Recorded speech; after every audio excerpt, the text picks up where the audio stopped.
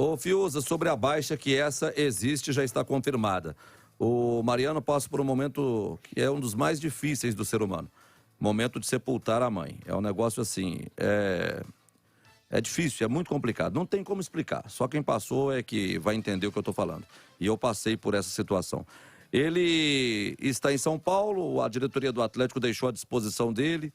E por esse motivo ele não viajou com a delegação, ele vai continuar tratando dos trâmites, e são muitos os trâmites depois do acontecido, ele não viaja. A perda do Atlético na lateral direita. O Mariano é uma baixa importante, mas a gente não pode em momento nenhum, né, Álvaro, e a gente já falou disso aqui em outras oportunidades, o jogador de futebol é um ser humano como todos nós e precisa estar também com a mente tranquila e focada para poder desempenhar o seu trabalho.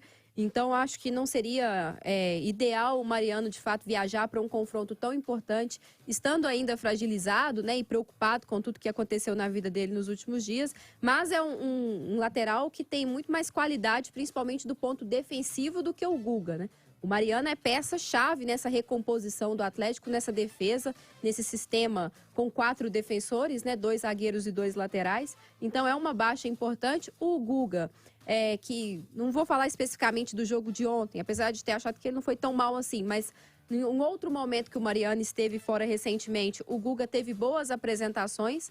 Mas, claro, vai ser um ponto de atenção ali para o Atlético, principalmente porque esse mesmo zagueiro que falou que estava treinando academia para encarar o Hulk, tinha comentado que o Emelec vem acompanhando os jogos do Atlético e citou, inclusive, o fato dos espaços que são deixados pelo Atlético quando os laterais apoiam, porque é uma característica, por exemplo, do Arana, apoiar muito pelo lado esquerdo, e que isso poderia ser ali um calcanhar de Aquiles do Atlético para o Emelec explorar. Então, sabendo disso e sabendo que o Guga tem mais essa dificuldade na hora de se recompor, né, é importante que o Atlético esteja atento quanto a isso. É uma baixa significativa do Mariano, mas totalmente compreensível, né, Damião? O Atlético perde muito, Simões, com a falta do Mariano e, nesse caso, o Guga jogando na lateral direita?